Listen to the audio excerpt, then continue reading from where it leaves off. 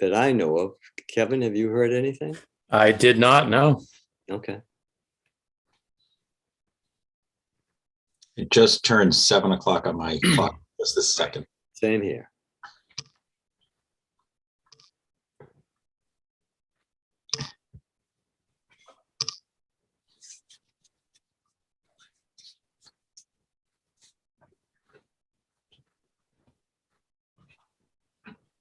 And a quorum would be what, 4, since there's 6 right currently?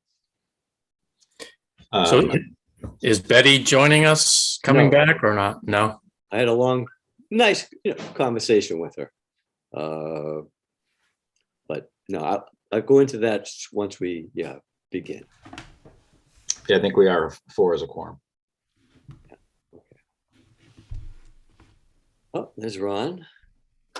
Hey, Ron. And Mike's coming on.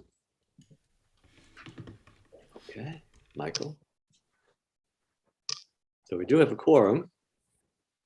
Who else? We got John and John. We're waiting for. Let's give him a couple of minutes.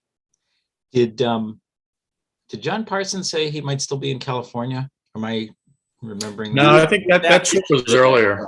It was earlier. Okay. Yeah. Yeah.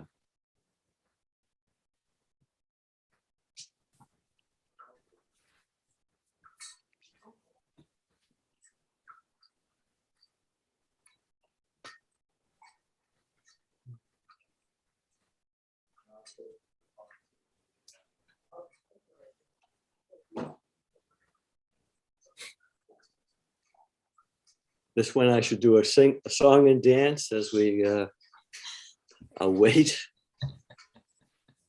Okay.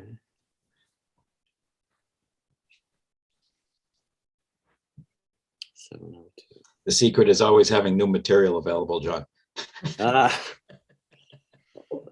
there's so much to laugh about these days, you know? Oh, absolutely.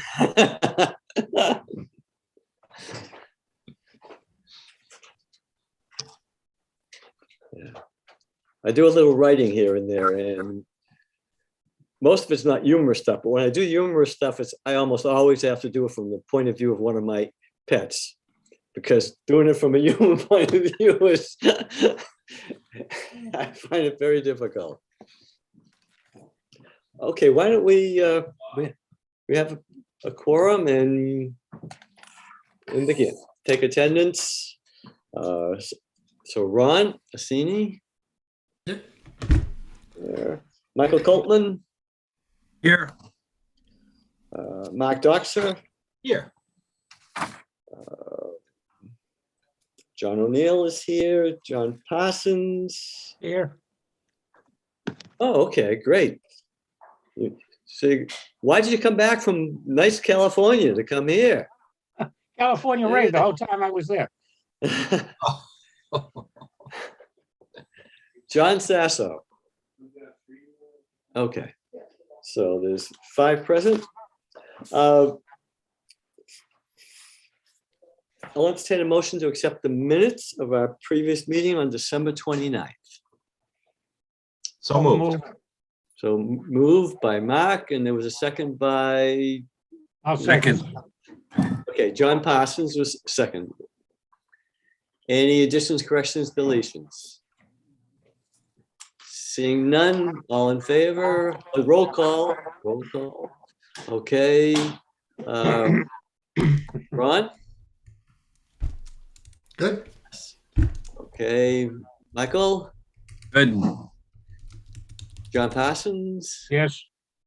Mark? Yes. Doxer and John O'Neill, yes. All right.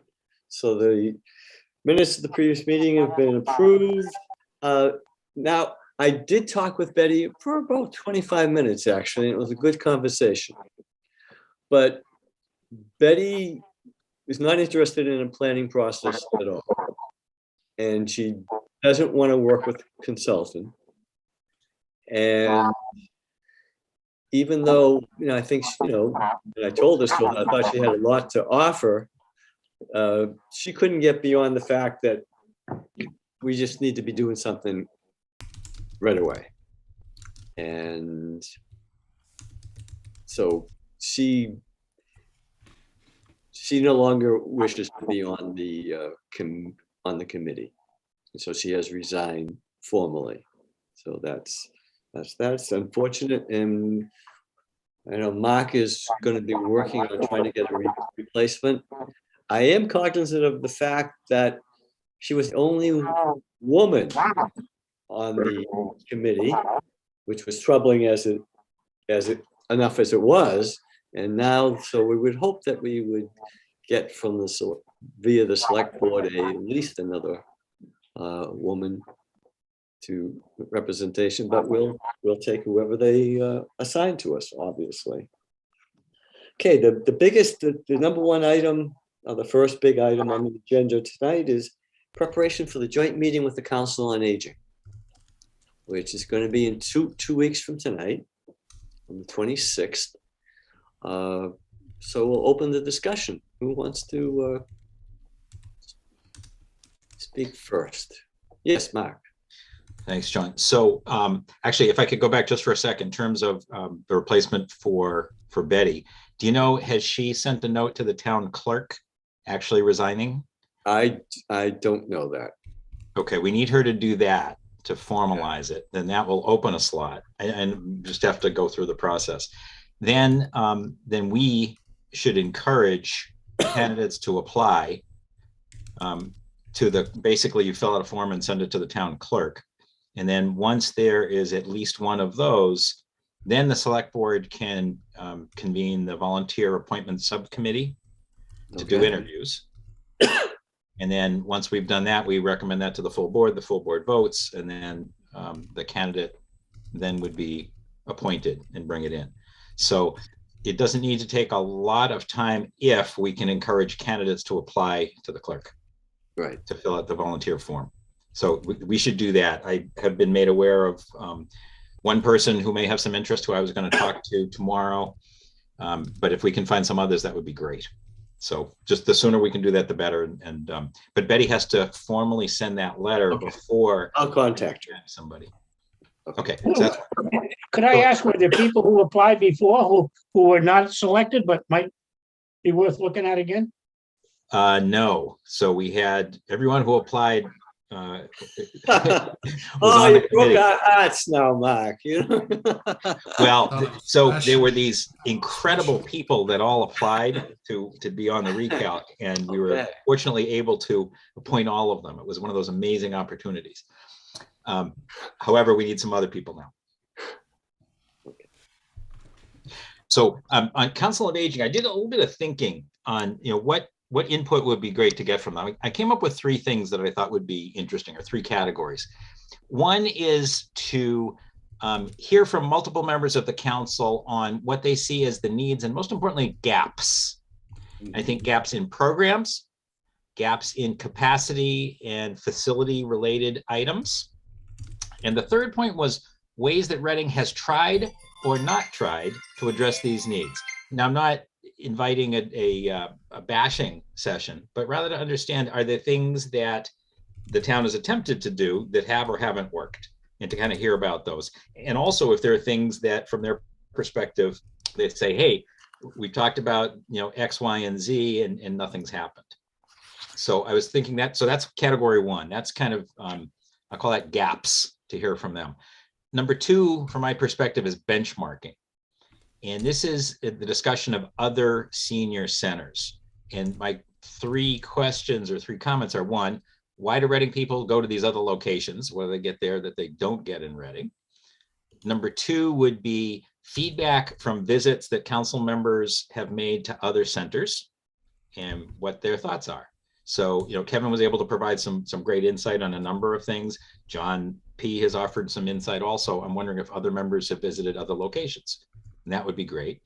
And number three, I don't know if any council members have any feedback on best practices, what they've already looked at that we haven't yet talked about, or even if we have. So that's my benchmarking discussion. And the third category was, I call it consultant input. What outreach would they like to get from the consultant that's going to be working with us on the needs assessment? Are there particular areas that they think have not been covered before that would be helpful? And some, there may be some things the council wants to know that really aren't in our scope, but there may be some that are. So those were the three categories I thought of. Okay, thank you. Are you thinking, if I could just on the scope, are you thinking that we're gonna probably hopefully gonna get responses and hopefully have some idea by the 26th, at least first pass. Are you thinking that we're gonna maybe modify the scope based on anything we hear from the Council on Aging? Because Not the scope, the questions. That's what I was thinking. I You think the mean the- scope, Right. we kind of defined our scope. right. The council might have questions that are outside of the scope. I'm not suggesting that we change the scope as a Oh, result. okay. I'm You're sugge- I'm- just trying to get a sense of what their thinking is. Yes, exactly. Okay, And gotcha. and it may be that they say, we know A and B, but we really don't know D and E. And that will help us because that's what I have as the next discussion, depending on, here this evening is what questions within the scope would we like to see the consultants to focus on. So it's, On track. to me, this would help us as well. Okay. Anyone else? Yes, Mike. I think, I mean, I think it might be in your first point in gaps, Mark, but I'd also like to hear from the Council on Aging on what are the positives of the Pleasant Street Center as it is. This is the location important? Is what aspects of it do work, and parking and other things. I don't know. There may not be any positive things. I don't know, but that's what I would like to make sure we get that. I think that's a great ad, Mike. I don't know about anybody. Has anybody else received phone calls from anybody about? I have received a couple, and in those two anyway, the location was a big issue for people. So just to toss that out. In a positive way or negative way? In a positive way. In other words, they would want to see, no matter what happens as far as the building, whether it's a new building, especially if it's a new building, that somehow or other it be located downtown, where, because people are going out, they're more apt to go out if they're going to be able to do other things at the same, on the same trip. And also maybe to drop off and frequent some of the local shops, which is, was suggested as a positive thing for downtown as well, to have more older people down there. But anyway.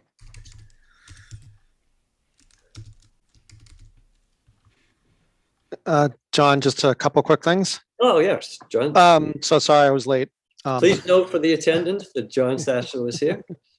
I couldn't find the Zoom information. It was embedded in the thing, and I, for some reason, don't think I got a separate email. So anyhow, I just going back to what Mark said about things that the Council on Aging has tried or attempted to try would be really interesting to know, especially as it related to some of the issues that were raised in the report from a couple of years ago. I think that, it's covered in probably gaps and some of that, but I think that would be really interesting to hear from them to help, filter out what it is that's, really some of their priorities that may have already, gone through their planning process. And with that, if they highlight, maybe they ran into a constraint, maybe it wasn't space, but maybe it was something else, to understand what that constraint might have been.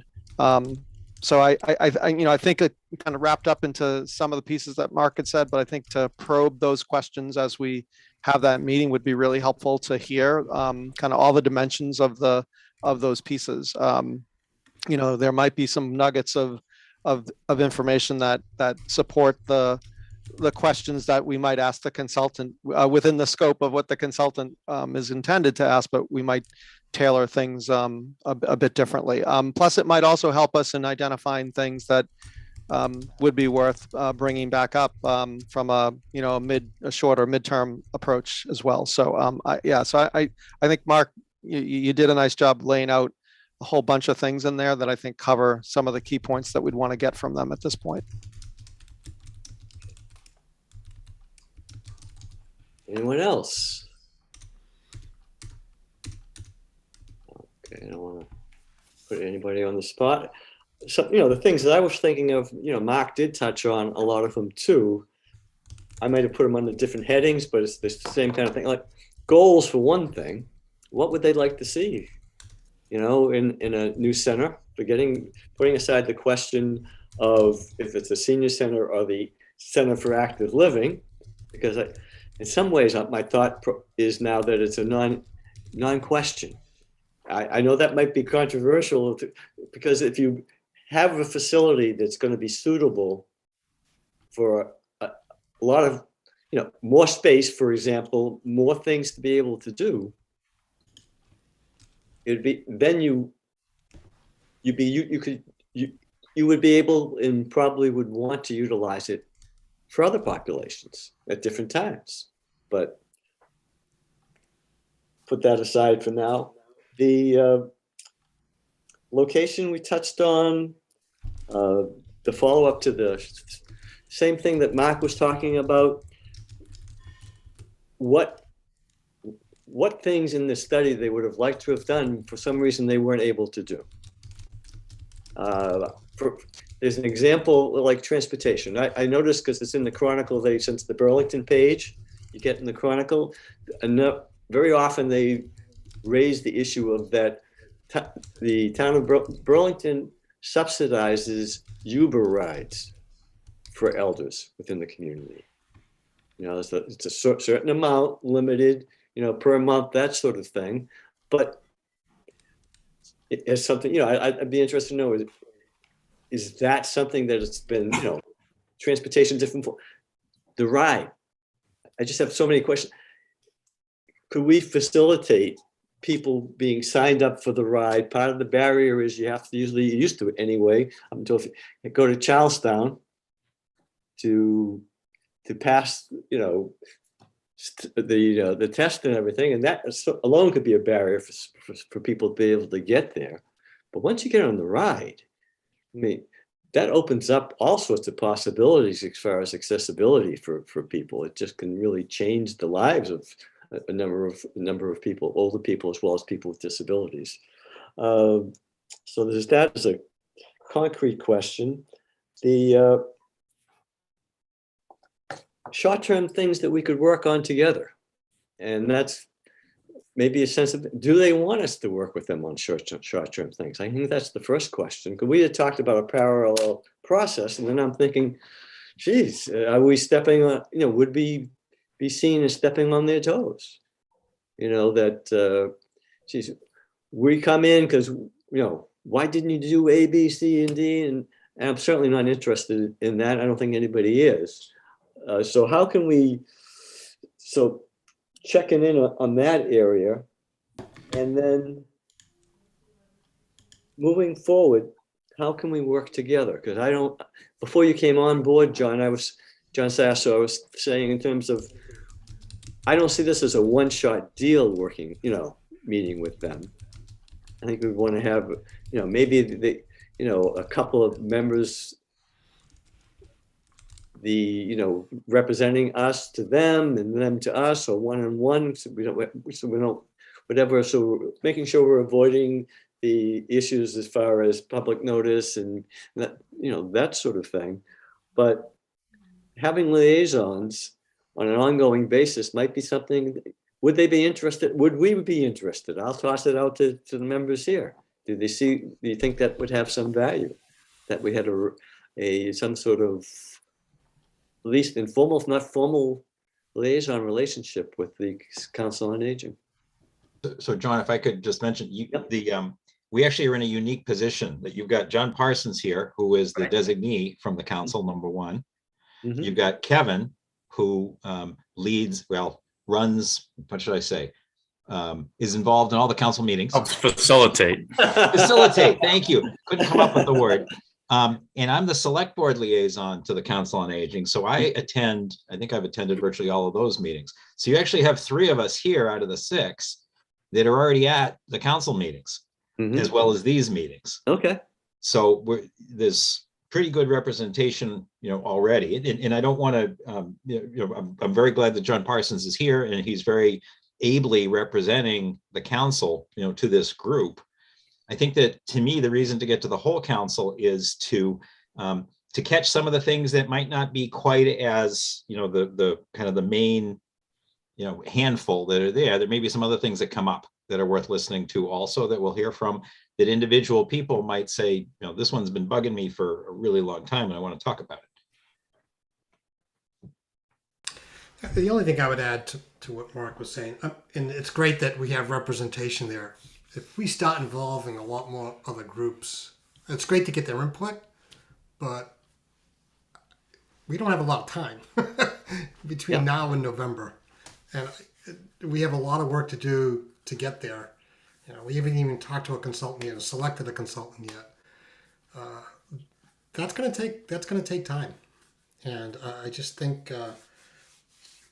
it's good to get their input, but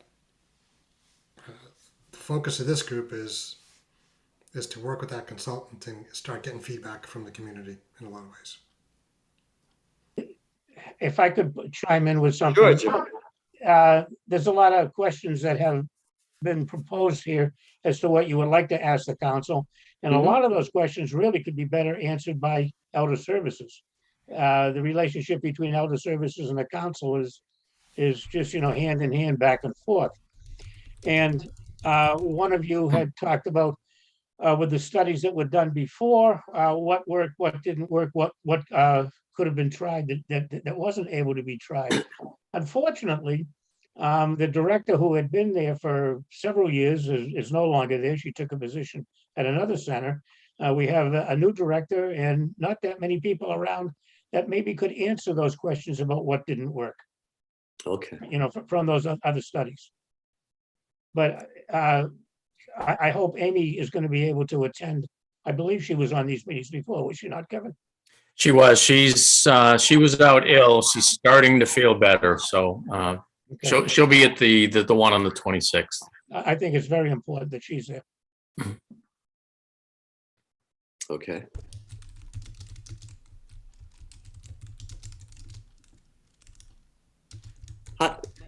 John Pash, if I may put you on the spot for a moment, how do you, I know how Betty viewed us.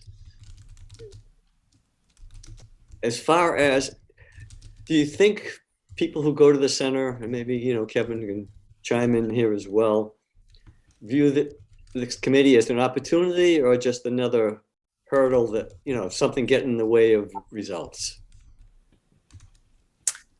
Are you asking, John, the people that go to the center? Yes. I think they're looking at as an opportunity, and we're finally starting to do something. A lot of people who have come to the center, they've been coming for a long time and have pointed out some of the deficiencies, and they see this as a positive thing. And that's another thing I'd like to be, I don't know if it included in the things that were already mentioned as far as what they hear from the Council on Aging is like, we talked about why they went elsewhere.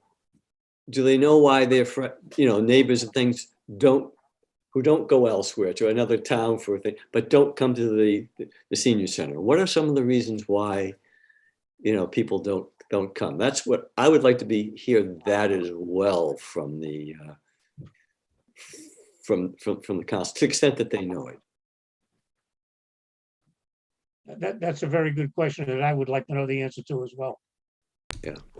Just a quick thing on the transportation that was mentioned before. Since people do go to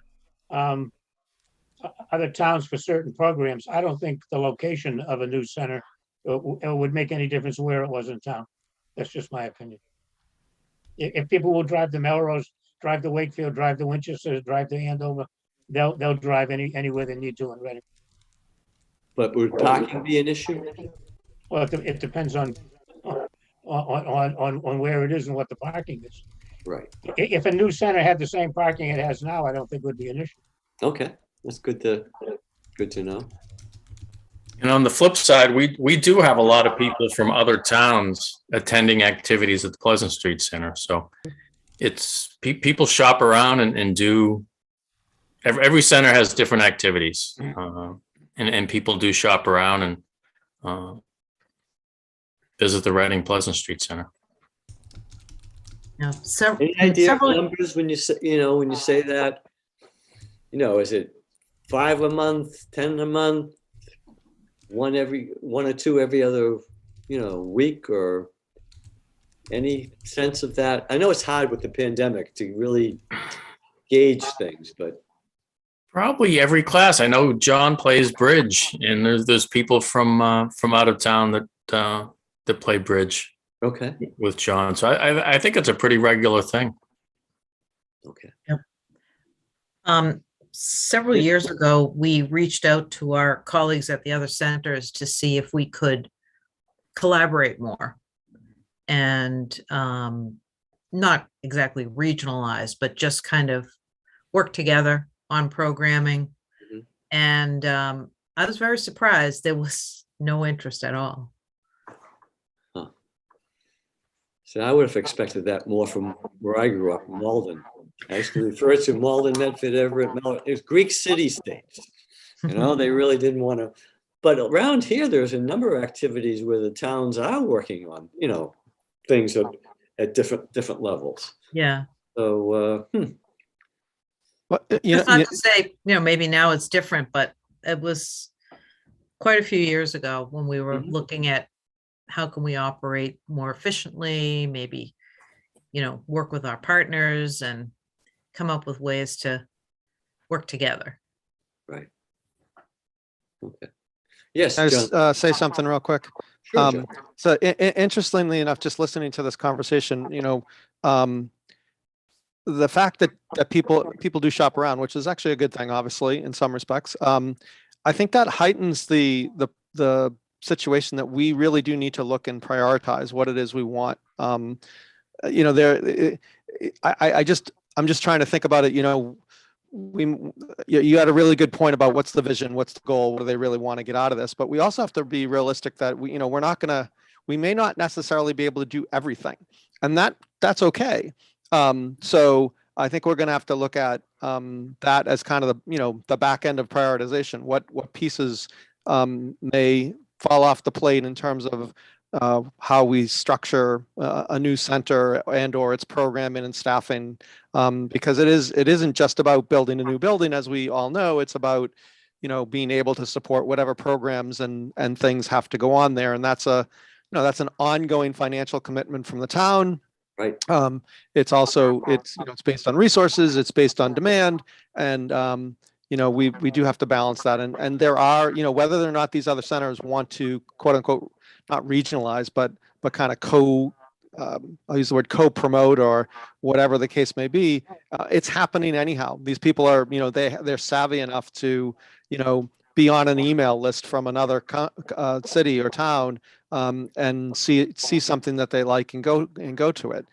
So I think that would be an interesting conversation to have with Elder Services and Council on Aging, is what they kind of see that looking like in terms of you mentioned Kevin, some of the programs that you see other people at, and be interesting to know exactly those sorts of questions. Who's going where for what, and maybe Reading's known for its really engaging bridge program versus another community may have a really good some other program or whatever. So we're not going to, I don't think we'll get all of those details and we need them all, but I'm just kind of thinking about that in the back of our minds as we look at how we structure, what the outcome of this is going to be. I think all the things that you guys brought up are good conversational discussion pieces and would be very helpful on kind of all levels to understand whether they're all things we will be able to, as a group, as a committee, be in our scope. That's another question, but I still think it's worth kind of having all that context. So I guess I'll leave it at that. Yeah. My assumption is just like what you said, John, is that prioritization is going to happen. I think, however, one of the things that what the building is, the size of the building, where the building, especially the size of the building, is going to determine, that's going to set some things aside right there. And then you rightly talked about programming. And if the town is going to, if it does, as far as subsidizing some of the cost of activities, for example, would they want to do that for out-of-towners? I know at least one community that I was in, for those things that they were subsidizing, no, you had to have, you had to be a person from that community. So that kind of an issue comes up. Also, and we had talked about it, I think maybe the very first meeting, and Mike it's good to have Mike here for recreation. I think there's recreation. There's a really good opportunity to work with them, to having some deliver programs for people. Once again, I'm thinking not just for seniors, but for adults, including people who would be at a senior center. There are having speakers. We talked about music. There are all sorts of things that are possible if we don't think in terms of, what traditionally a senior center may look like. But it takes that alone. Program coordination. Do you need someone, an activities person? And how would that person be funded? Does it come under, recreation? Don't know. But I think I actually, when I was thinking of, preparing for this, meeting, my own mind started to get excited. I think, not that things happen, it can happen tomorrow, but there's a lot of things that are possible, including things, and Betty was an example. There are people with skills and talents that may be willing to volunteer. But you have to have a place, and so right now you have a facility that really limits both the attendance and how many things you can have going on at the same time. Things have made even, more difficult with the pandemic, as far as, being able to schedule things one after another, because you have to wait and people leave. That's having one way in and one way out is, especially for a senior center. This just strikes me as, something really real. That's a major issue. And also, well, maybe that'll be the next discussion, but I'm mindful of, if we're going to have the seniors, a good programs for seniors, that we're going to have to also have something that's going to be helpful to non-seniors. But there's one thing, and this that can connect it to, and I think Kevin might have mentioned it in an earlier meeting, is there's a lot of non-elders, especially middle-aged people, caring for older people, older family members. And if we can provide something in this new center that will provide respite relief for people. You talked about a supportive day, because there are some, monies from that. Something around that, to me, is not just benefiting, you have to spell it out, because in the community, because I've already heard via one of the members, I don't know if they want to mention it themselves, is that there's already been some talk online about, senior center versus redoing Killam, as if it was either or. So I think we need to cut that off, be mindful of cutting off those kinds of things right from the beginning, that to the extent that this is a community center, there's some real value to that, if you really care about having a really good programs for older people. Okay. Anything else as far as the joint meeting that we're going to have? Because we've got a lot there, and should we, have they been offered, Kevin, what would they like from us? Is there, is I that, just think the opportunity to meet with you and express their opinions. I mean, they've been around the center for years and years, so they I know they have a lot of thoughts, and just contribute to the conversation. okay. Mark? Can you see me in the background, John? What was that? Oh, can you see me? I want Yes, to raise my yes, hand. yes. Sorry. I can see you in the foreground as well as the. All right, I'll be in the foreground. I think it might be helpful if we have a list of some of the things that we're already talking and thinking about, so that they can both comment on them, add to it, subtract from it, but kind of have a little bit of a starting discussion about some of the things we're already thinking about. And we talked about, a few of them here, location, transportation, space. I was just making a list of, space for what? For athletics, for multiple programs at the same time, for cleaning related issues, which I guess relates to multiple programs, common space, small group space. We've talked about those. I think we ought to maybe make a list more formally. And maybe that's a little bit of a starting point. And I would be very clear to describe it as a starting point, nothing more, and asking for additional input. I also think that'll be really helpful for the consultant in terms of some of the things that they're talking about, thinking about, kinds of questions and how they may want to ask them of other community members. We also talked about program staff. John, you've been talking about program staff to support the needs. Support for people supporting elders. We know that there are programs for taxes, for healthcare, for, those are the kinds of things I think we've talked about kind of generally in our meetings. Maybe we should put them on a list. Maybe I just did. Yeah. If anybody took the notes.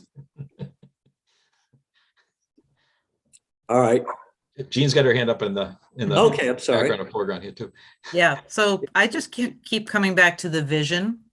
Mhm. And I think that's what's in the charge of the recalc, is this idea of a vision.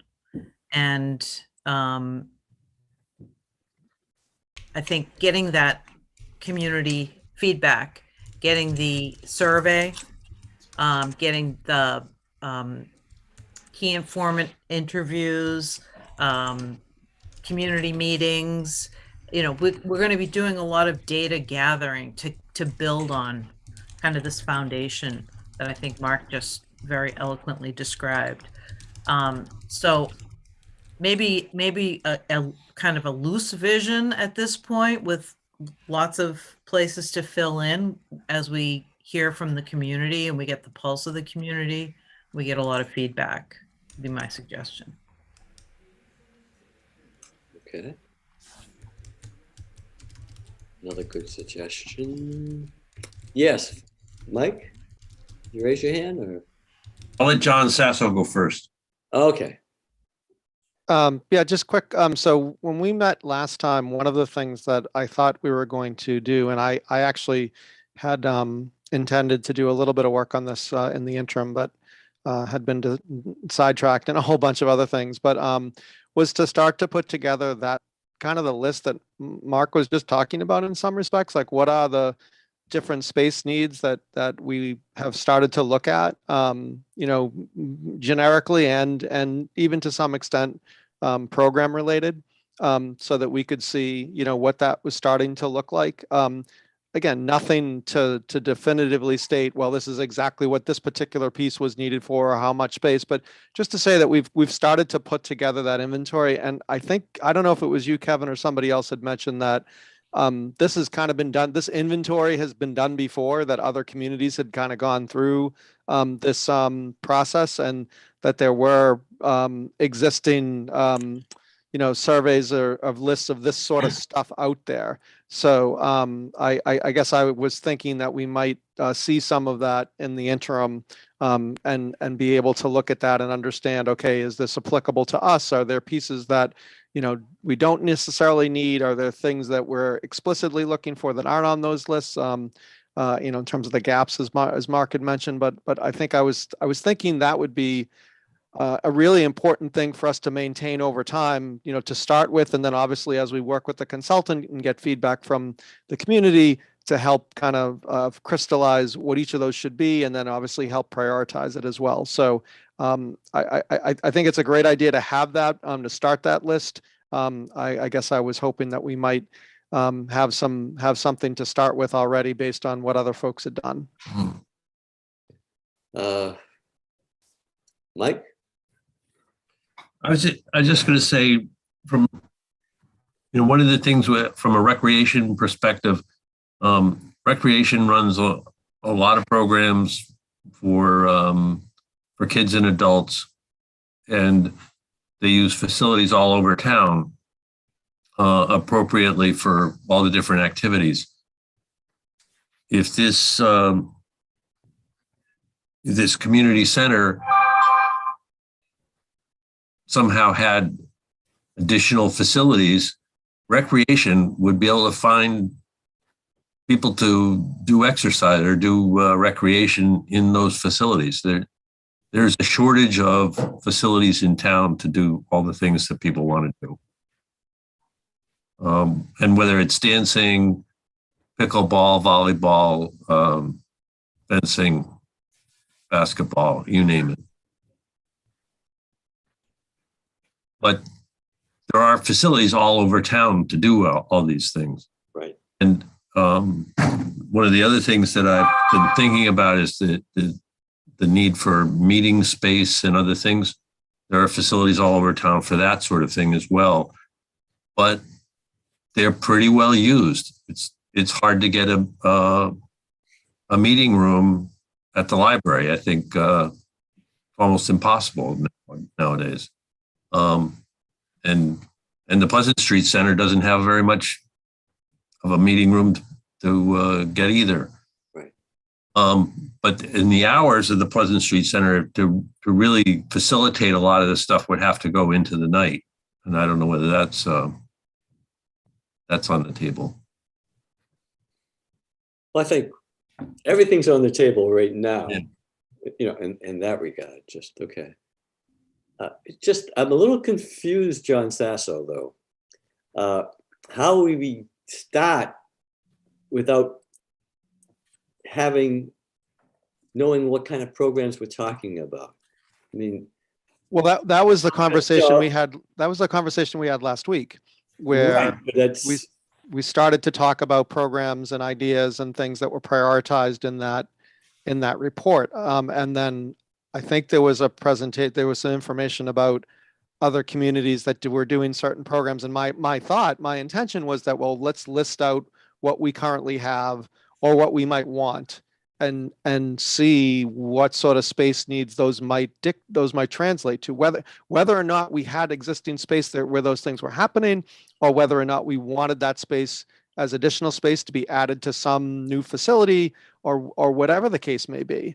I mean, I thought that was one of the things that we, really needed to have in the end, was a kind of an assessment of, okay, if in the end we decide, and I'm trying to stay away from a foregone conclusion here, but if in the end we decide that we're going to build a facility and we're going to build a building, I mean, we're going to need to know, well, how much space are we really going to talk about, and what are these pieces going to look like? So, no question. So in the end, we need to get there. And so I was just suggesting that we start, and it could be, WAGs for all I care, just something to list out that people can start to throw darts at. I never have a problem with that. Right. I think and Kevin, you can, help me out here, but knowing what the space is utilized now and for what activities, is that part of the beginning that you're talking about, John? Yeah, that's part of it. It is certainly, though I think the spreadsheet I put together, and again, I'm not suggesting that you have to use that, but it was, let's say there was a program that you guys were currently offering, and you knew that there was a lot of demand for it. And right now you only had, I don't know, 400 square feet. But in reality, for you to implement the program that you'd really like, you might need 800 or 1200 square feet. And so to start to kind of put those numbers together and kind of, and I mean, in the end, you have to prioritize it, but at least to start to think about, well, what does it actually look like? Might be helpful. And again, I absolutely agree. I don't know what the answers are. I don't know the specifics today, but I think you kind of have to start there. And that was the other pieces we just talked about. Well, some of these programs are being done outside in other communities. Well, let's put that down. Okay, this is a program that we're not offering, but it's being offered somewhere else. I mean, just to start to give us an idea of what the scope of this whole thing really looks like, and how it then in the end is going to translate to a decision we make about prioritizing how much space we need and whether this is going to be a building or whether it's going to be things that we distribute around the community so that it doesn't feel like it's a senior center, but we, satisfy your objective, which is really getting more people involved in the overall process so that they don't feel like they're going to a senior center, but they're just participating in the activities of the town that happen at different places throughout the community. I guess in the end, that's kind of the way I'm looking at it. I'm looking at it very broadly, and not broadly in the sense that I'm trying to solve the world's problem, because we still have to stay focused on solving what we want the seniors. But I think we have to start with what are their program needs and space needs from that standpoint. I mean, that's ultimately what we want to get to. And starting with what we have it's a place to start. So that was all I was trying to get to, is that we should at least be able to communicate out to ourselves, what that list looks like, because that would be a really good list for people to comment on. Hey, you missed something. Where's the wood shop? Where's the repair shop for lamps or whatever was on the list somewhere? Where's the piece that we missed? Or we don't really use this. This isn't. Where's the one-on-one space for counseling? How many rooms of that do we really need? I mean, those are the things that ultimately we were going to have to get to. And I just think the sooner we start putting that together, the better feedback we're going to get, because when you ask somebody a general question without information, you're just going to get, okay, whatever they're thinking of at the time. But when you start to put things in front of them, they're like, oh, wait a minute, what about this? Or no, this doesn't make sense. So, I mean, it's not that you can't have open-ended questions, but it's nice to have information to look at. And that's why I thought the presentation last week was really helpful for me, because I'm not completely new to this. I've not really been familiar with what's going on at the senior center and those services. So having that feedback and looking at it is really helpful for me, because it starts to put the right context in my mind about, well, what should we be asking, and what information are we missing, and how do we build this into the presentation that we're ultimately going to have to convince the town about. Hey, this is what we really need. Here's why we need it. Here's what we have today. Here's how this transitions. Here's what the community said. I mean, that's the story we have to put together ultimately. And I think that's the place for us to start. All right, I'll get off my soapbox. Sorry. Okay. Kevin, question, because I get overwhelmed after hearing John Sasso as far as, how to go about it. I'm a person who wants to go from A to B to C, and need to have things spelled out for me, how to get there. You did indicate that you already had, you have done some surveys as far as what's going on at other centers as far as space.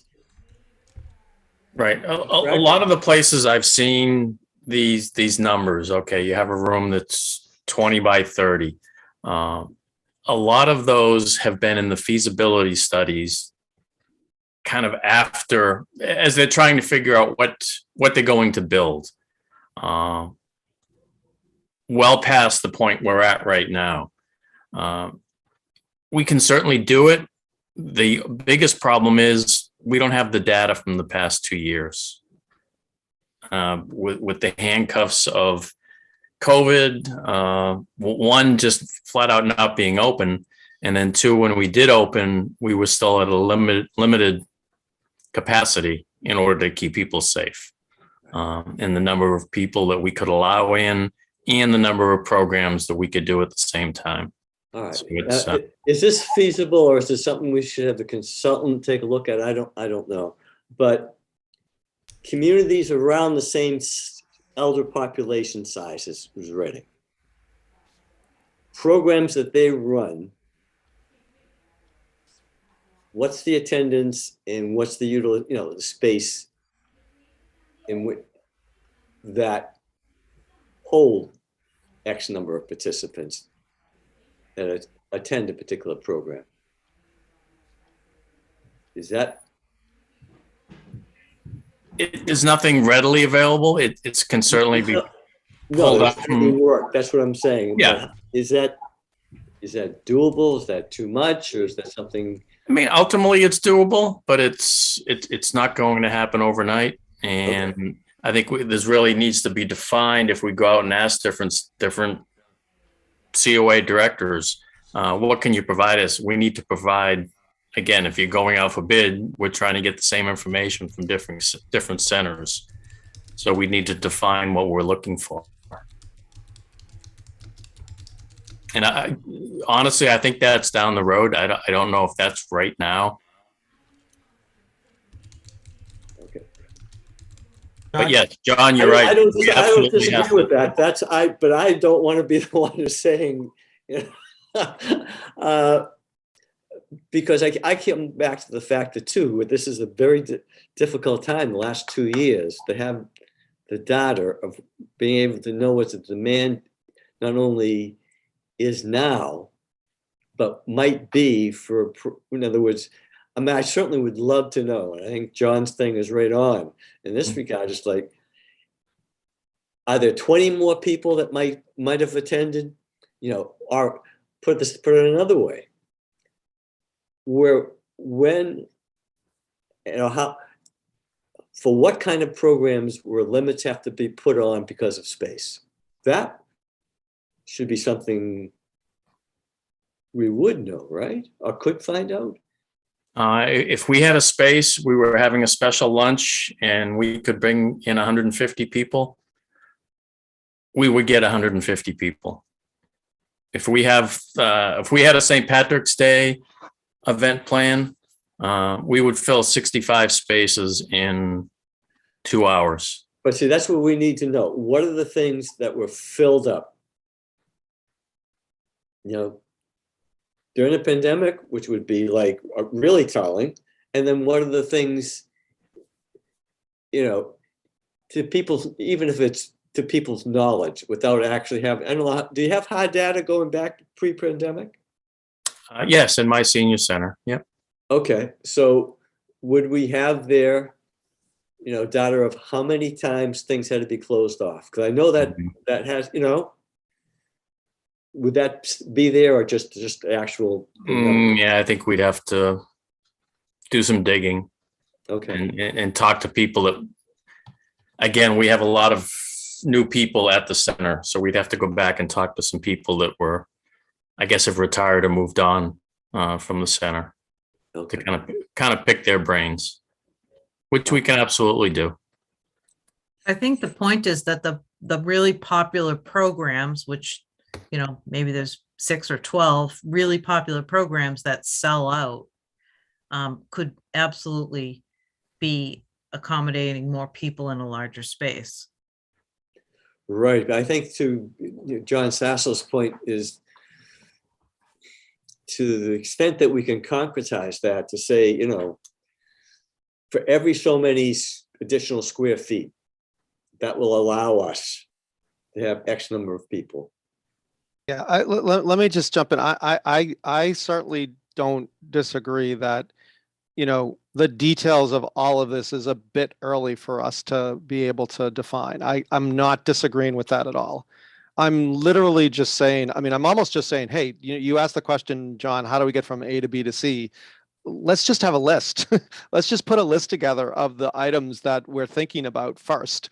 And, forget about, we can even do something simpler, small, medium, or large. I mean, it really, just some very basic initial assessment list and get people to comment on that. Hey, did we miss anything?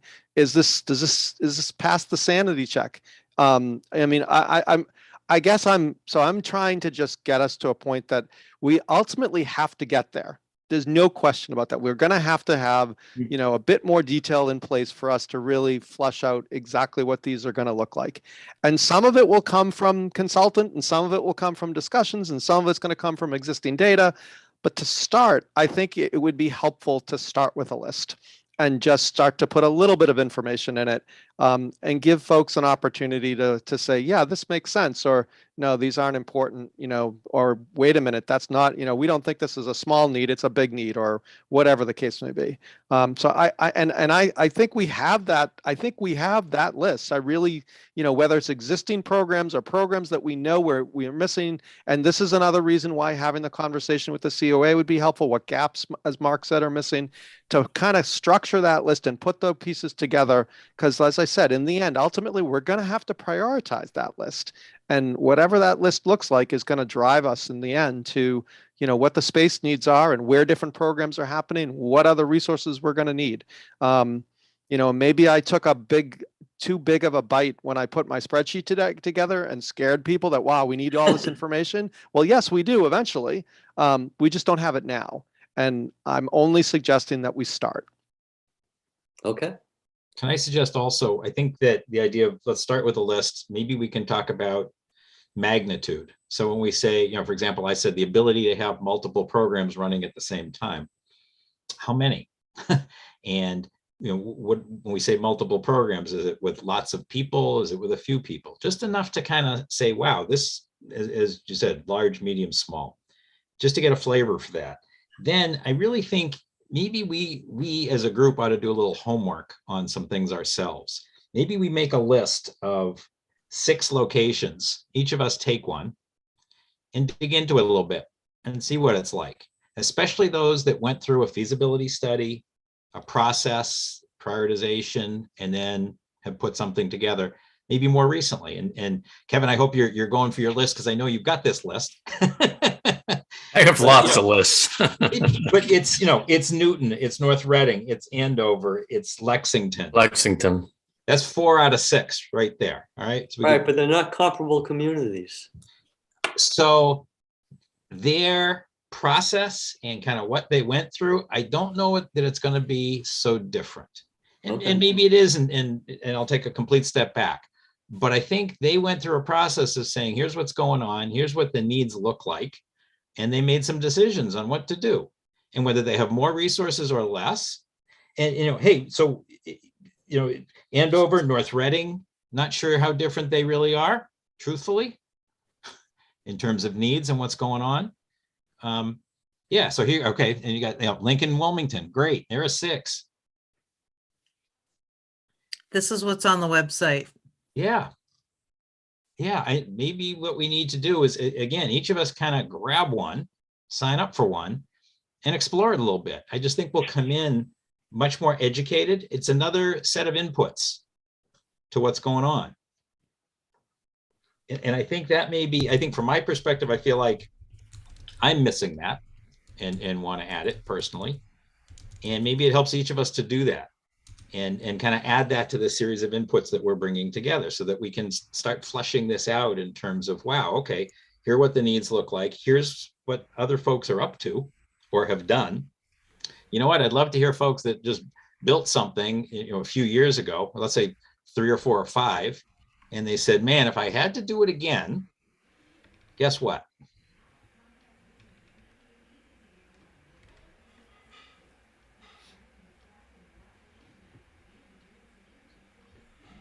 And I have a list that Mike, Jenna was, I was on, Gene and I were on a call earlier today, and Jenna was listening, and she was doing some homework regarding intergenerational centers. And she gave me a whole list of centers that are running: Lexington, Randolph, Salem, Burlington, Holland. They are running community centers. There's towns right now are exploring community centers, Foxborough, Billerica, Upton. They're all going, they're ahead of the process where we are, but they're all working on it. And there's so much information out there on the web. I thought we talked about last meeting of having one from a larger community, a person to actually present to us, and then another from a smaller community that's gone through the process. Am I recalling correctly? I think that's Ultimately, we can do that. Yeah. okay. I mean, because I wasn't able to make contacts over the past 2 possibly weeks. it'd be great to go, but personally, I'm not going any place in the next few weeks or a month or so. So that's, so it's more, what can we get, via a phone call or participation in a Zoom meeting from, people. Well, I would be willing to start exploring websites. I mean, there's a lot of information on the web that I haven't really gone after. Okay. All these. I just posted Needham as being one of them. Yeah. Needham's similar to Reading in some ways.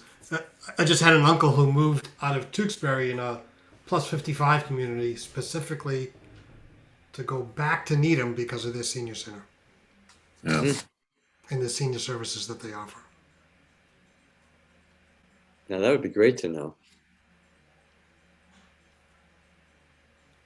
Yeah, if we have a list, I'd be happy to take one and do some research on it as well.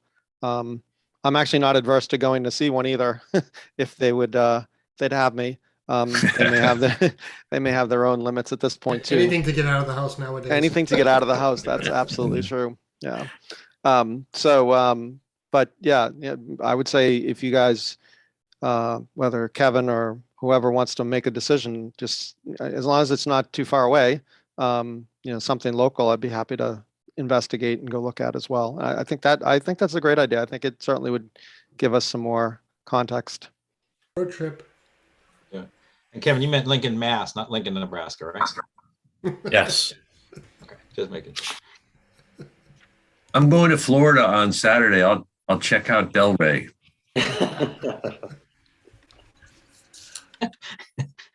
That's a whole Yeah, other I think we're looking for 100,000-foot ocean front. Yeah. With an extensive dock, right? Yeah. So Yeah, the boats marina can pull facilities. right up. I'm mindful of the fact that we started at Mark's suggestion of developing a list vis-a-vis the senior center. So I want to lose track of what we're doing right now, but I don't want to also lose that, because that's where we began. Is Mark's list enough? Do we need to add more things to it? Okay, Mark's shaking his head yes. Let's start big. Then we'll prioritize. Then we'll get more information and prioritize. But we need to start big. Yeah. I hate to put Ron on the spot. Mark, as far as the items that you mentioned, can you review them, or could I ask Ron? Do you have that written down? I just put it What into Mark chat. just put in here. Yeah, I can put this Okay. list in. Yeah, sorry, the question marks and stuff. I have no idea where that came Yeah, I'll figure that out. Don't worry about it. Okay. And this is just me scribbling during the meeting, notes and just pushing it back. No, I just meant for purposes of people wanting to add things to it. All right. So does that mean we all could take a look at that now? Is that what I'm not Yeah, sure. it looks kind of crummy. Maybe I could clean it somehow. All right.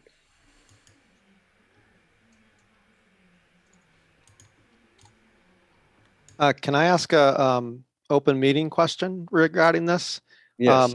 If we generated a document like on a Google Doc and we were all participating and contributing, would that be a violation of open meeting law? Not during a meeting. No, during a meeting, it's fine. And then what we should be doing is posting it as part of the minutes. Right. If we try to do it offline, that would be a violation. Mm. Okay, that's what I would, that's what I was Yeah. I mean, Yeah, like, if we yeah. had, Yeah, no, offline, no. During a meeting, sure. Right. That's why we need to do it now. But That's the other why- way you could do it without running afoul of open meeting law is you Right. could, people could have their own lists and then send it to either me or Kevin and not involve anybody Right. else. No back and forth. Right. Okay, You- but why don't we you take can a couple of minutes now to see if people have some things they want to add to this. And then if there are other things before we meet with the council that people think of, which could certainly happen, they could do that. Send it to Kevin. So just so I'm understanding this, this is a list of what's currently deficient in the existing Pleasant Street Center. I don't see it as just that, or, well, Mark, you, I think that's the starting point is kind of what have we identified as missing or problematic? So it's, this was just, throwing out some ideas on, for example, Kevin, you showed some great pictures of common space at our last meeting and utilization for that. That was kind of really helpful in the thinking. We realized that we don't really have any space like that. Frankly, there's one space right. and it can only get used for one thing at a time. And that's part of our problem. Right. I thought the kitchen was awesome. You get a kitchen like that, and Yeah. So meals are a big space, you can deal. do a lot of things. Right. Meals are a big deal. And part of the discussion has been when there are special meals set up, they always sell out. Yeah. Pre-COVID, right? So, in COVID, obviously the restrictions are dramatic, if at all. But pre-COVID, they'd sell out. So even with the food that people don't particularly care for now, the same caterers, when they have a special meal, that's what happens. You have all sorts of people show up for the specials. Yeah, and Kevin, the Elder Services has put together a number of programs. I hate calling them drive-bys. I don't like that term at all. But where people Neither do the police. yeah, I totally get it. Where people can drive in to pick up a meal, where in the past they probably would have been able to sit down and be social. Obviously can't do that now, but vast numbers of meals are getting distributed that way through the courtesy of local merchants, which is wonderful. But you got a lot of people that, it's their way to get out of the house and they'll drive over to pick up the meal. That's another example of, there's, it's a gap. It was a gap before, it remains a gap. Not sure exactly how you quantify, how big could it be, but, the social things I'm going to put as big on the list, in the kind of small, medium, large. I'd call those large. I think we might be able to do little things like that, small group space. John Sasso, you brought up the counseling space and things like that. Dedicated place for the nurse. I think we should just kind of keep throwing things onto this list. Yeah. And then we can group them into categories, if you will. And then we, at some point we start talking about prioritizing, getting additional input. And I completely agree. It's really important for us. If we ask this question of what do you want, it's not as productive as it needs to be. We really need to give people some examples and show them some things and see which ones are most attractive. That's what's going to gauge us in terms of what's going on. You need to That see slideshow that Michael showed earlier, just visually, you show that to people, their minds open up about the possibilities of what could be done there. Yeah, you could do something like that at the some of the things the consultant's supposed to be holding. Have visuals. Be great. Yeah, the visuals are really what get, and maybe there are pictures from other community centers that we could show as well too, besides the one that Kevin showed. But when I saw that facility, that just opens up the mind to all the possibilities that could be done there for things. And I think it's some combination of kind of all the possibilities and some more of the specifics of boy, I miss X, or I can't Sure. do Y, or kind of taking some of those. And I think that helps us gauge some priorities. We get input from the consultant. We've got input from that last study. We're bringing in counsel or whatever other resources we're talking about. We're getting input from all these groups. That is, I think, what we're going to use to gauge kind of where the priorities are, look at some options, and then be able to kind of come to town meeting and say, here are the needs, here are the options, here's the recommendation. Adding to this list, the information sharing.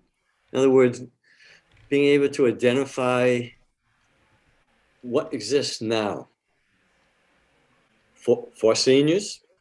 Because this is a list that we're talking about as a starting point for discussion with the Council on Aging, right?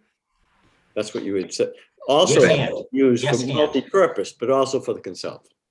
Yeah, but it starts with, the council may be the next group to give input to it, and that's great. Mhm. But I think this is our master list. It's our starting master list. I think that's its best use.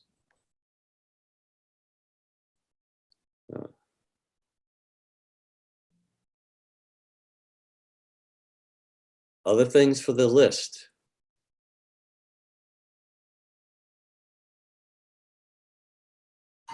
Okay.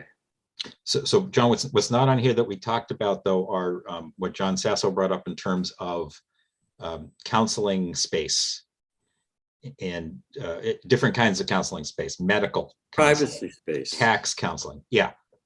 But appreciating that it isn't single use. It's not like, well, that's just for, when you've got a nurse in place. Right. There are all sorts of things that that need some privacy that should be added to this list. So I think your words, privacy space, I think that's great. Okay.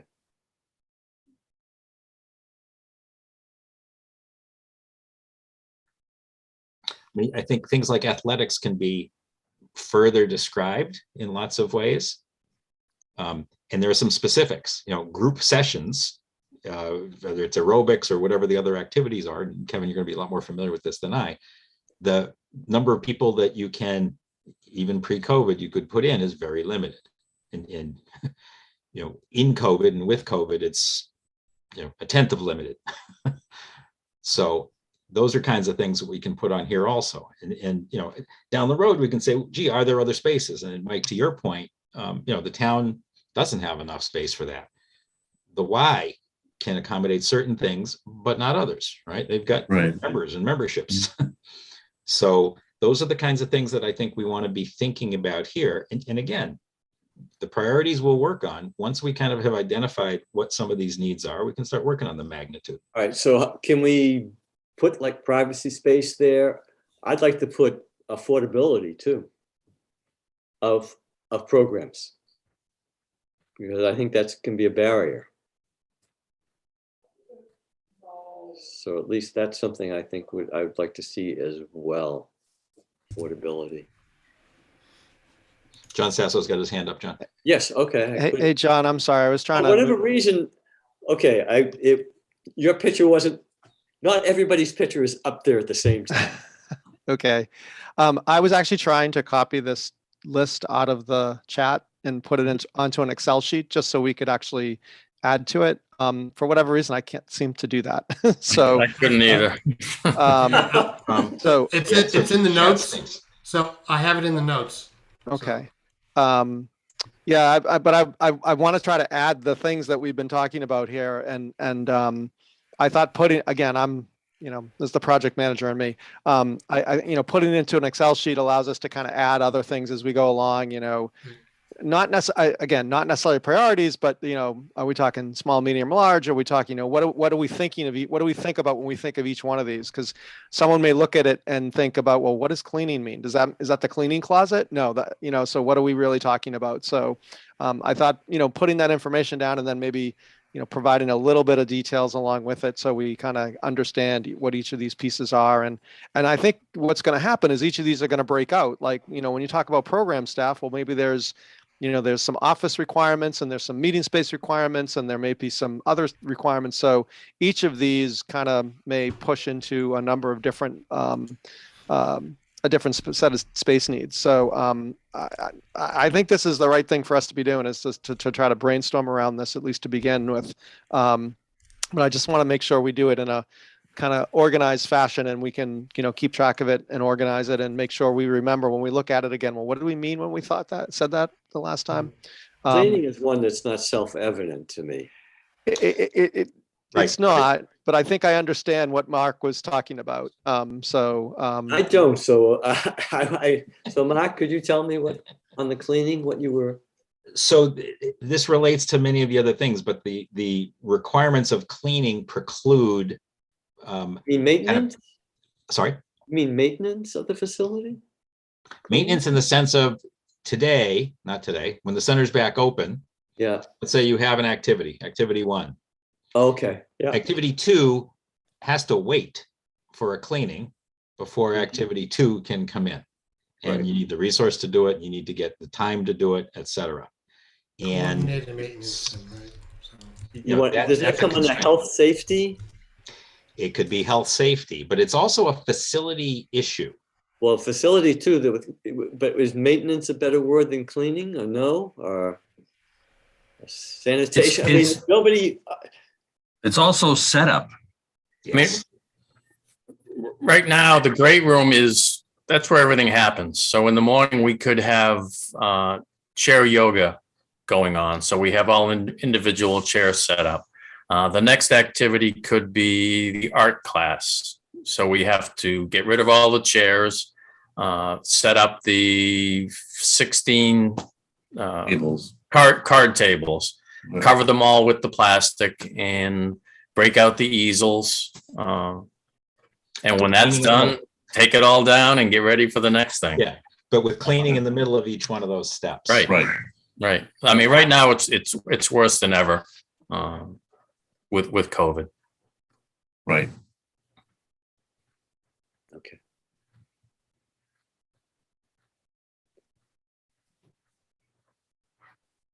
What's the term? I mean, that's set up and all right. What can include, is there something to be, what's the proper term? Because I think that is important. That's part of the whole thing that you have to break down and set up all the, quite often if it's for a multi-use facility. I just added that. I think it's coordinated maintenance, right? It's Yes. setup, cleaning, staffing, probably, right? Included in there. And there's also storage of all those different. Storage, sure. Yes. Storage has to go in there. A lot of centers have a dedicated craft room. Right. There are tables that don't need to be covered with plastic every time. Right. And they're just there. Like Mike said, there's a lot of storage for the different, whether it's yarn or paint or whatever it might be. That the storage doesn't exist right now, unfortunately. Right. So we haven't put on the other things here, like lack of a restroom on the main floor. Oh, yes. That's like fundamental though, right? Which is why we missed it. Right? Real restroom. So, yeah. Well, what about showers? Facilities for changing or showering or something like that, if they're involved in an athletic activity and then have to do another program. Is that something that's should be on the table? There. Yeah, I think it should be on there. A lot of centers have locker rooms, so people can actually keep their equipment there. And not all places have that. No. But No, so this is like a general, the general list, the big, and we're certainly gonna be prioritizing. When you say like meals with real kitchen, I know because I dealt with a senior center in the city of Cambridge that had a real kitchen. The meals, were relatively popular. The cost per meal was more than twice what it was for places that didn't have the kitchen. And the only way, but the difference was made up by the city of Cambridge, which had unlimited pockets. Not, never has to worry about 2.5 because of Kendall Square. But you could do it elsewhere and make it work if you're doing it not just for senior meals. And if you're not just doing middle of the day meals, if you're doing maybe breakfast meals, maybe you're doing some catering. It could be, do you work with one of the Voc school? Could they have a set like that? I mean, there are all sorts of possibilities. But I think that's why it's an example of put it down there. It's definitely going to be something that I think a lot of people are going to mention.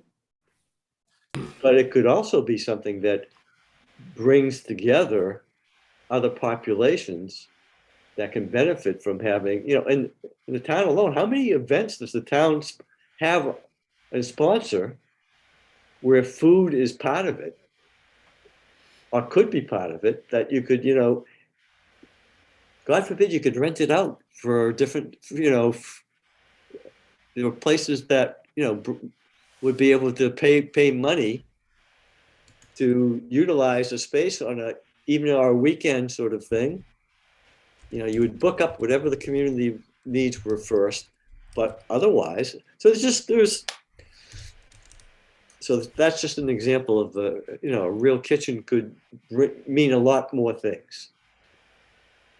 But if you just look at it as, if you ask me, I wasn't, all right, I think I could be considered, I would be considered in the state anyway, an expert on elder services.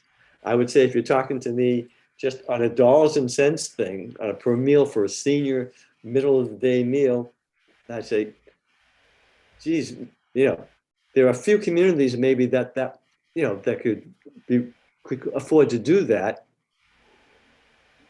Most can't. So is your next best thing having, if you get away with it? See, I'd even be willing to, you could work a deal with Mystic Valley. At least I could negotiate it because I did with the city of Cambridge. I said, I'll contribute towards your meal program that you're doing. I'll let you get the leverage of the people that we buy our products from. So you can get a low cost, because you're just buying for a small individual center. You're paying top of the line. And if you're going to have a chef, that's a relatively high priced staff person. And if you have that kind of person, then you want to really, you're going to have to really fill up their time and utilize them to maximize the return. Yep. Other things for this. Yeah, so adult daycare should be on the list. Is it adult day health, or are you talking about the supportive daycare that Kevin was talking about? I think it's more supportive. It wouldn't be a licensed facility. That's a whole different beast. Got it. Okay. So don't they usually call that supportive daycare, Kevin? Yes. Yes. So that would be the proper thing, because adult daycare is different. Got it. Showing my ignorance. Sorry. What was it called? Supportive what, John? I'm sorry. Supportive Daycare. daycare. Okay. And as Kevin had talked about, there can be reimbursement for that. Correct. That's whenever you can have something that you get a chance to get reimbursed, that's looking to do it. Can I make a suggestion? I realize that's the adult daycare connotations is moves it in a different direction, but can we put it on the list anyhow? Again, just as a, Sure. okay, It's a separate thing. Yep. yeah, as a separate thing. And, I'd like to know, okay, if it's not done here, where is it done? I think it's, again, another thing that we should, see.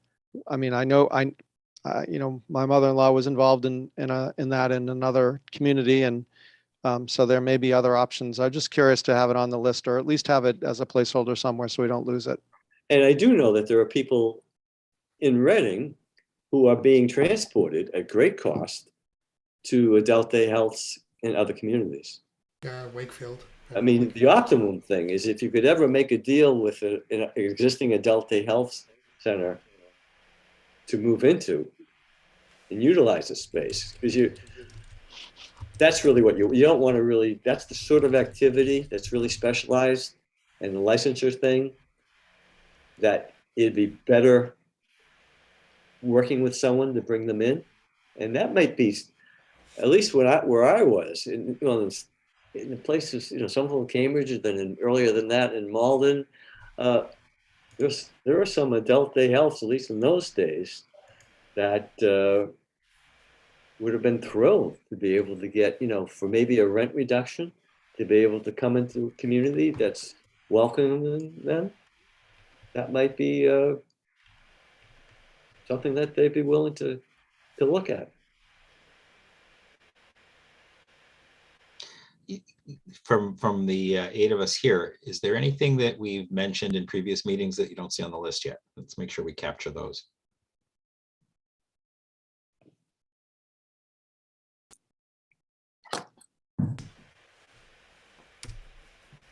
I was just trying to think of some of the detailed, program stuff we were talking about, but, to see if any of those highlighted a different need, but I can't think of anything off the top of my head at the moment. How about transportation? That came up in the Yes. survey, and like I had mentioned earlier, I know Burlington does some subsidies for Uber rides. There probably are other places that that might do a similar thing. It's not something that maybe a typical older person think of, but maybe I could be wrong with that. But John, certainly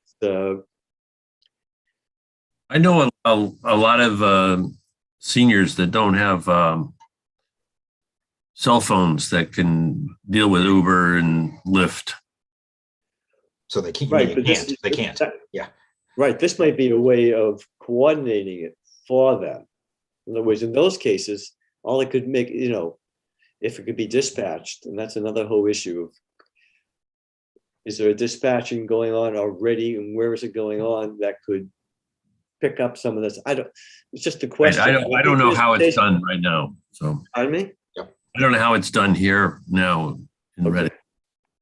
But transportation certainly is a need, and that's why so many older people are reluctant to give up their car, even when the time has come when maybe they should. And that's why I remember talking to legislators over a number of years of saying, geez, why don't you just say if somebody gives up their car, an older person or a person with severe disabilities, perhaps are becoming late onset disabilities, gives up their vehicle, make them automatically eligible for the ride. Wouldn't that be in the public's interest and family would, and because it's their independence. That's what they're giving up. And right now that means it's very, very limited for people. And so transportation is a key. I had a couple others here. So as long as we're just going to the master list, let's talk about additional support services, including medical. Okay, sure. Transportation wise? No, sorry, separate topic. Yeah. Okay. New topic. Separate topic, yeah. And again, we can discuss there are all sorts of gradations on that, but let's just call it medical for now. Yep.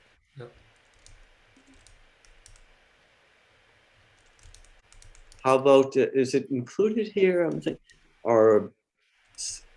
well, certainly it touches some of these things, but we talked, like dance, music. Well, Yeah, I think dance and music, it's addition to athletics and fitness. Yeah, multi-purpose room. Right? Yeah. Yes. Yeah, for space, but from the program side, I think this is a new category. Right. And I think it's a category that, once again, if at some point we want to have, this is going to be made, expanded or whatever, more detailed, a list for people to say, oh yeah, I'd be interested in that. I think, and I wonder, as far as be interesting to know from the library, are there more things that they would like to offer, but they don't have the space, special speakers that they have,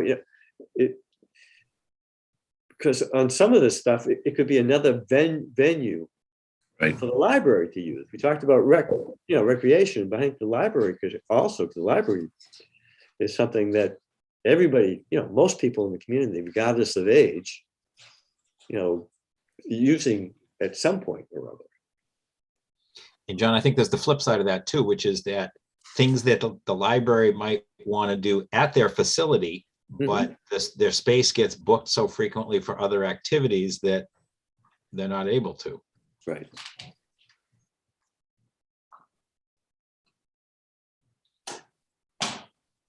Or their activities take priority and other organizations in town can't do things. So Yeah, then they can't get space.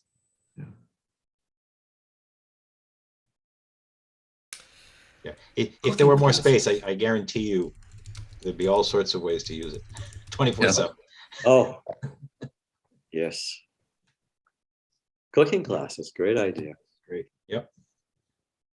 What's also that reminds me of within cooking classes that used to be popular, having nutritionists teach people cooking for one. Because so often when the spouse goes, the person, especially like say for certain cultures, like say Italian, that food is such an essential feature. Not having someone to cook, they become malnourished, sometimes because they're not gonna eating for themselves. Yeah, eating for themselves, and maybe that's especially a subcategory of evenings, medical. right? So they have the bigger meals during the day, and they don't have any in the evenings anymore. So I've seen that.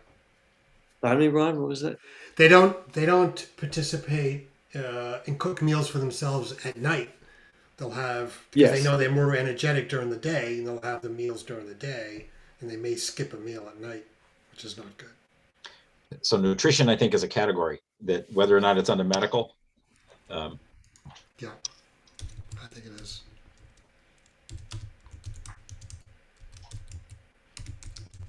And especially because nutrition too, I think it would be on the medical too, because another thing that happens is with the medications, the interaction with, certain foods or lack of certain foods, let's say potassium, could make someone really disoriented. And they may be, all of a sudden somebody may think it's dementia. I think this was an actual case that happened. They found it was potassium deficiency. yeah.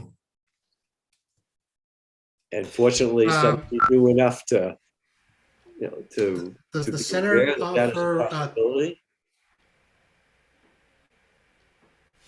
does the center offer services, tax services today? Tax preparation services? Yes, we're getting ready to do that. We have AARP volunteers. So we'll be setting up, I think we start on February 11th and we're doing 9 Thursdays. So we'll do about 150 tax preparations. I wonder how many older people don't know about the state tax rebate that they can get. So it's like information dissemination. Is that somewhere here? It's at it. How do we reach people? Older people are probably more apt to look at the newspaper than non-elders. That's what all the studies show. But still, it's online, but it's all over the place and no place. Sometimes as far as reach people for especially things that are going on locally. I am amazed, and this is not just with older people. I'll be talking with neighbors or people you would meet and you find out and no awareness of something that was going on in town, something that was going to impact them or their Yeah. family, and they're just not aware. So certainly anything that the center does, we want to, you know, we could be doing all sorts of wonderful things, but people need to know about it. Yeah.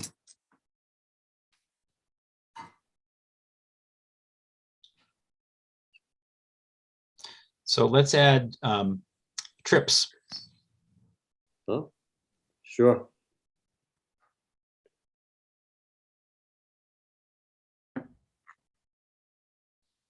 And again, some of these take place or did pre-COVID.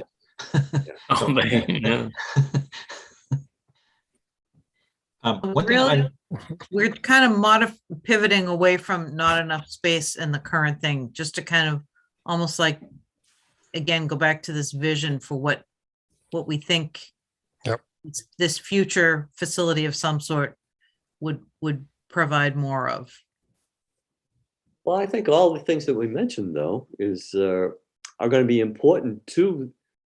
What specifically were you thinking, Gene? Where were we going off track? Put it that way. Well, at the top, we say not enough space to run programs, and I think we're now going into a little bit more of what we'd like to see for the future, regardless of whether or not we have the space, like the trips and transportation and that kind of thing. Oh, but see, I think transportation is essential for people to utilize the facility. Right. I'm just saying how we're kind of framing this. Is this kind of like a wish list, which it sounds like it's sort of morphing into a wish list. Well, I think that's what we were trying to do in a sense. Looking at, you know, Right. I right? agree. I was just noticing when we first started this list, we called it a not enough space to run list. In other words, relating more to the existing building. Right, but we're talking about not just the existing building, because then we talked about utilizing this not just for the Council on Aging meeting, but also for the consultant, and also a start towards a list that if we're going to ask people, what are you interested in? Right. And I think just about everybody can agree that if you just ask the open-ended question, you won't get much response, period. But if you mention some things, these people are going to either violently react negatively to certain things, and I won't even try to speculate as what that might be. But on the other hand, say, oh yeah, I never thought about that, but boy, if they had that, I'd be interested. I think you're right in some ways as well too, because these are starting to become like little parking lots of information, right? So that we want to capture to make sure we haven't, so we don't miss it. But yeah, we seem to. It started like when we started with the adult daycares, like let's put a placeholder there so we don't forget it, and then. But you're right. It all starts with the facility.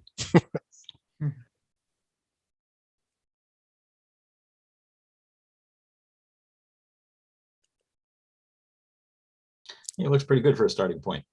Yeah. And So- did you say this would be what would be shared at the joint meeting? I wonder if we should even share it before so that people can come in having had a chance to look at it I already. think maybe what Gene might be alluding to is that you had that great list as far as like gaps and then benchmarks and best practices and consultant input that we're talking about with the council. And now we have a more specific list. It's both things, right? Or I think it'd be great. I wonder if this group would want to share it, ask Kevin and Jean to share it with the council in advance.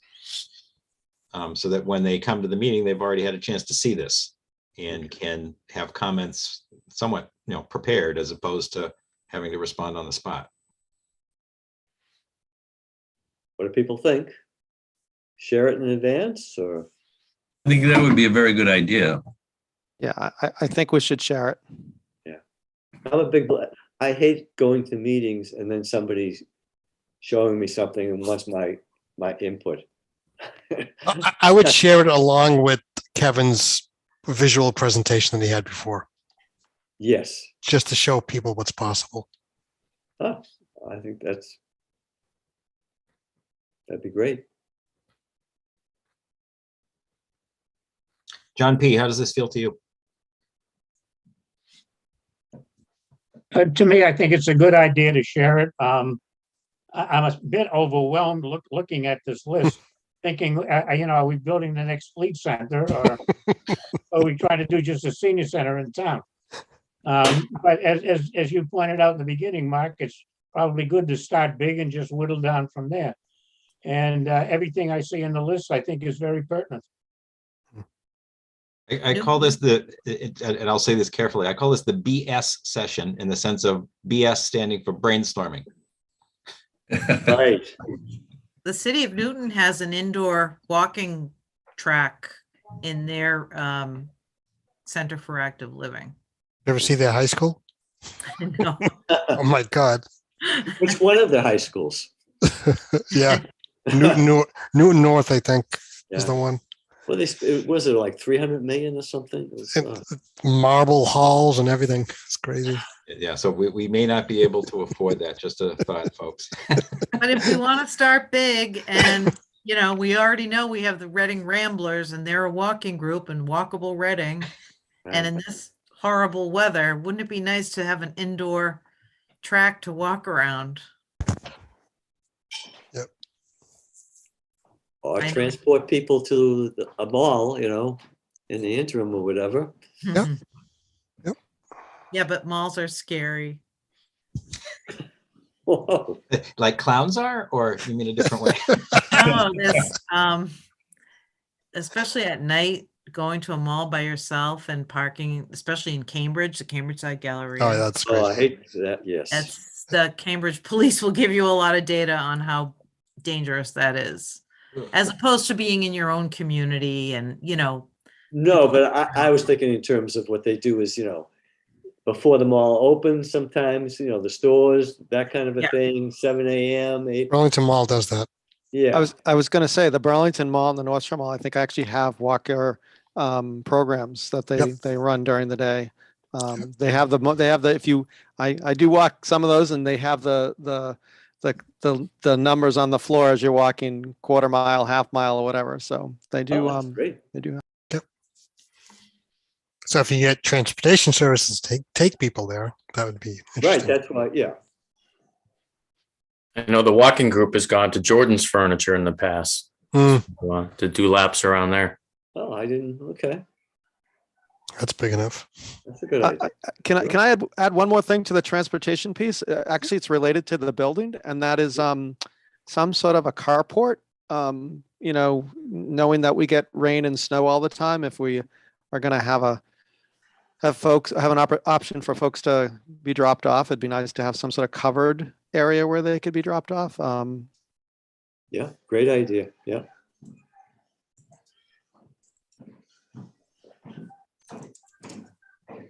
It would be a good idea if the carport was over the many handicaps parking spaces too. And maybe RMLD would put in some electric car recharging. Huh?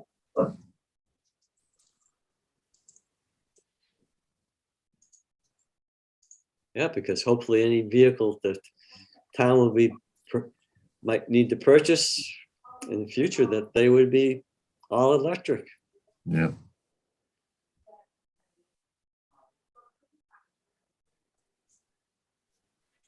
And being so close to the police, currently. We don't know where the facility is going to be yet.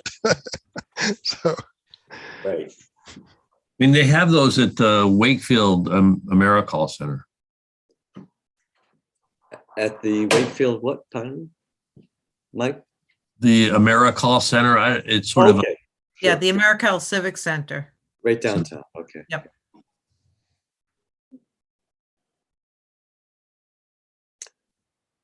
that's where the Wakefield Food Pantry is and a number of other programs. I'm not sure whether a community center would become a food pantry location or. That's a really good point. We got something recently that the food pantry is looking for a new home.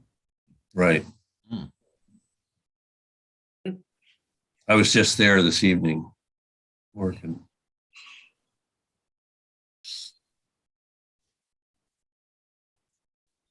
And we also have in our emergency preparedness plan, the Pleasant Street Center is a Evacuation center.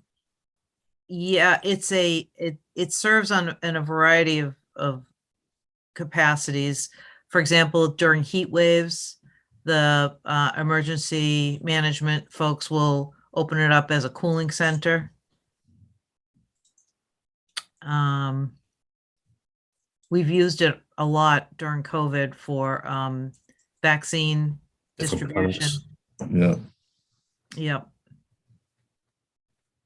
Would we want to, in that regard, would we, talking about the generator?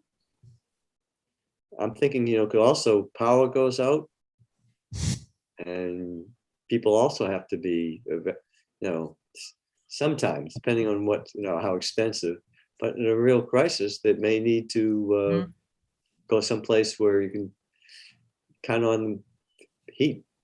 Yep. Because the older people are so vulnerable to extremes of temperature. Does the high school gymnasium provide some of those things as well too? I'm not aware that it's not air conditioned for one thing. Mm. That's the other thing. You want to make sure. Is the senior center air conditioned? Yes. Oh, yeah.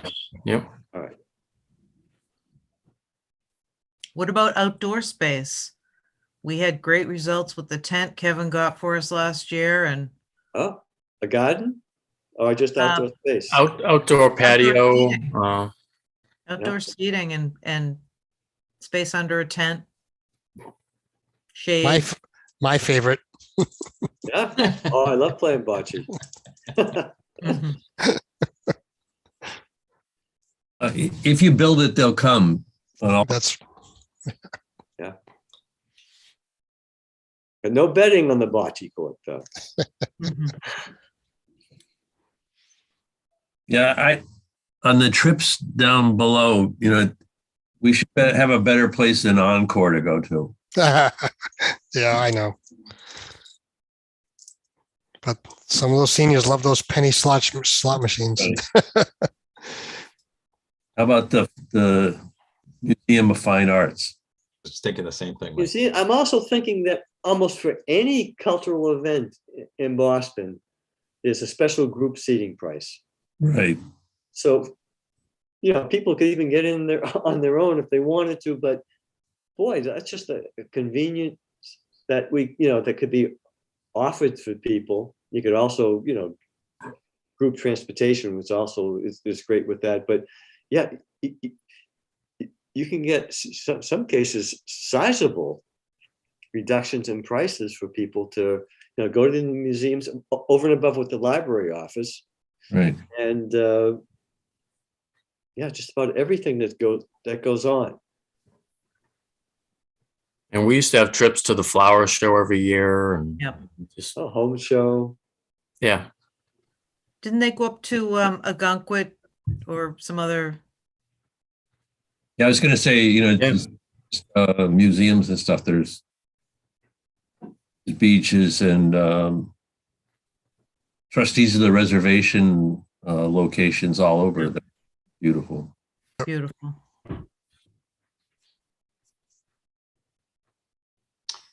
Can you go back up on the list for a sec, Ron? So back on space. I was thinking that, so we talk about small group space. I was just thinking maybe it's just an example, but if there were clubs, so I know there's like a bridge club, but as we're talking about trips and things like that, there may be outdoor clubs or different activities like that where they need some space to gather. And, again, it probably fits somewhere between the meeting space and the small group space, but it's more kind of the why, and maybe talking more about the not 24/7 use, but maybe 12/7 use. the space.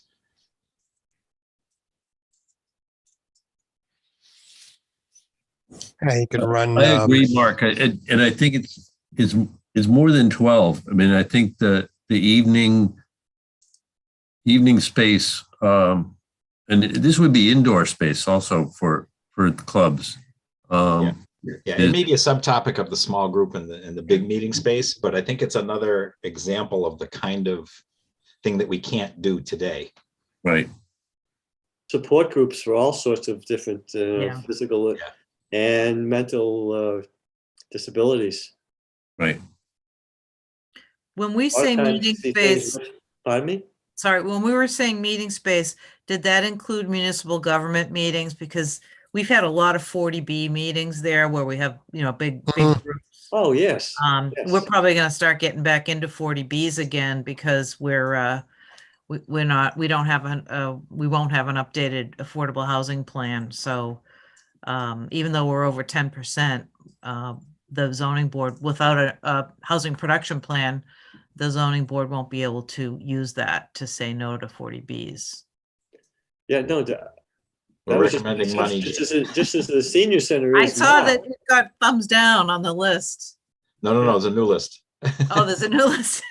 I saw it didn't make the cut. I was like, oh, wait till I tell No, the I zoning think board. as many stakeholders as we can get interested in the success of this, the better off we will be.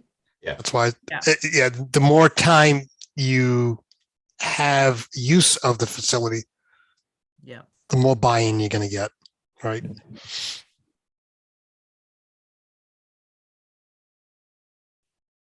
Want to I want wrap to this get to up? the point where people can say, how can you not support this? Oh, So just so everybody knows, there are discussions taking place in terms of town priorities, but also more specific to some like ARPA and thinking about how much money is in free cash and if there might be some opportunities there. So what we're doing here is really important and timely to be able to have a voice as those discussions start to take place. and then also included in that, Mark, is that there are monies that's a state. Yeah, there's the state pile too, which seems like this could fit really nicely with, Right. my opinion. And that's, sorry, John, just to jump off of that too, we also talked about at some point engaging our legislators. And it may be that we're drop early other than letting them know. But as we're starting to put together our thoughts, I think we definitely want to work with all three of our legislators on this and see if we can tap into some of that state money and even other state programs, outside of the pile of funds that are sitting there right now.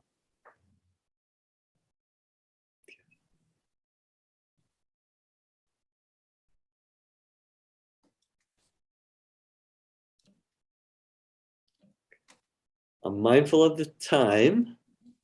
We still can spend a couple more minutes on this if people want, but remember, I think the suggestion still holds that if you think of something else, that you say, oh, geez, send it to Kevin.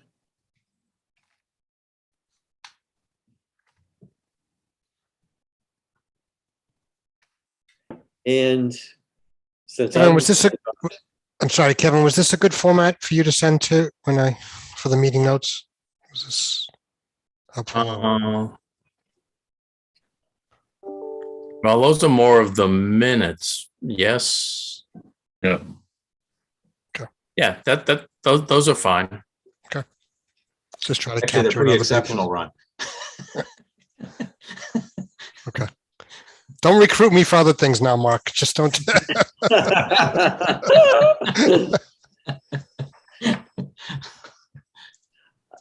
Now, I kind of got us, off track. I mean, on track with this, but I don't want to lose sight of the other thing as far as assignments, as far as getting information on other senior centers, and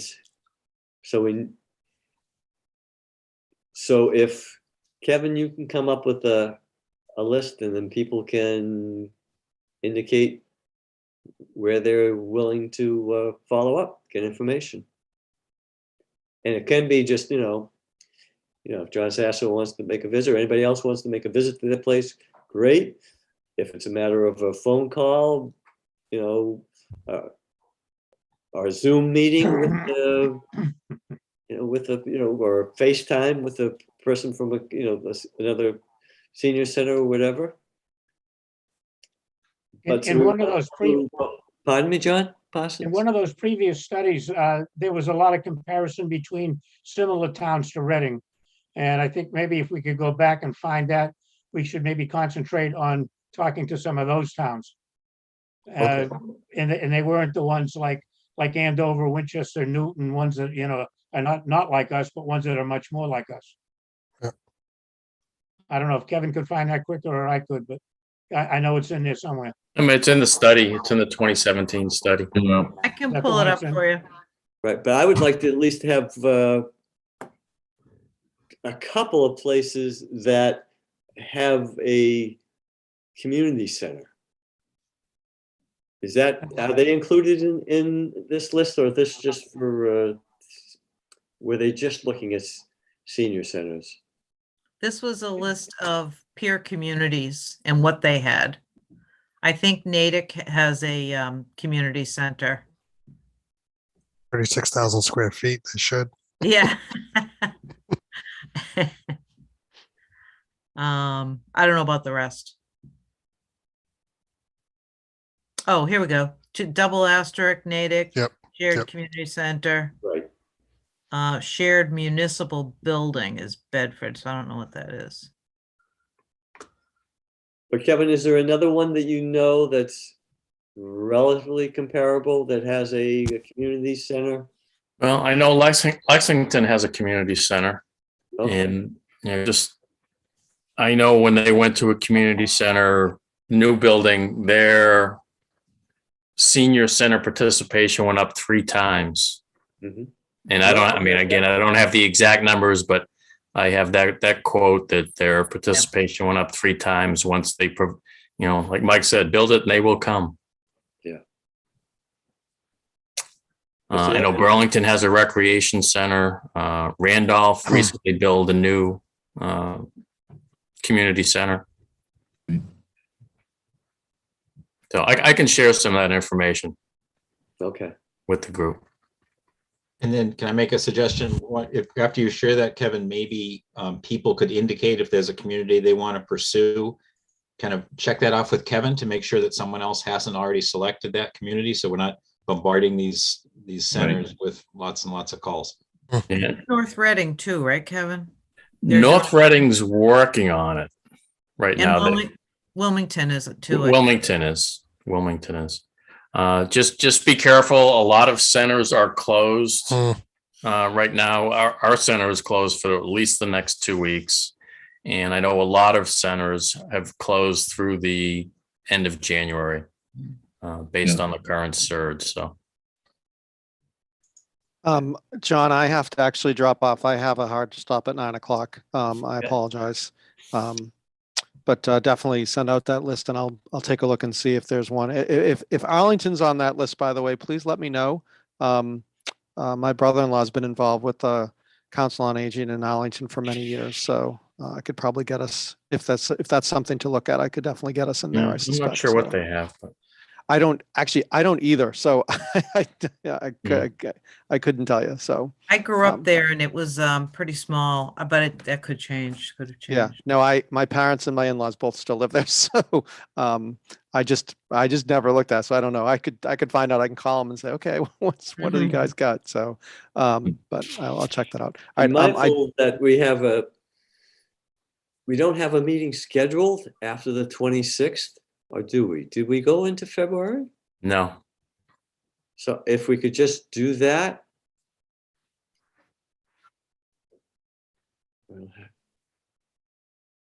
So 2 weeks from the 26th would be That'd be February 9th.